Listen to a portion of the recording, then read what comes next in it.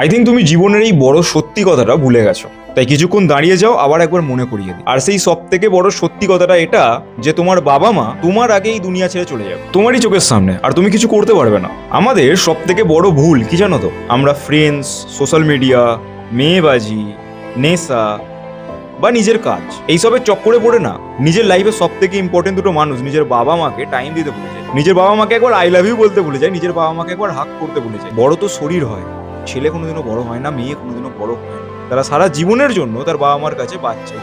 কিন্তু যত আমরা বড় হই, যত আমরা মডার্ন হই, তত আমরা বাবা মাকে ভুলে যাই। আর একদিন সেই দুটো মানুষ যারা তোমাকে স্বার্থহীনভাবে ভালোবেসে এসেছে, সারা জীবন ভালোবেসে এসেছে, আর তোমার ভালো চেয়েছে, না বলে তোমার লাইফ থেকে চলে যায়, আর তখন শুধু রিগ্রেট বাঁচে।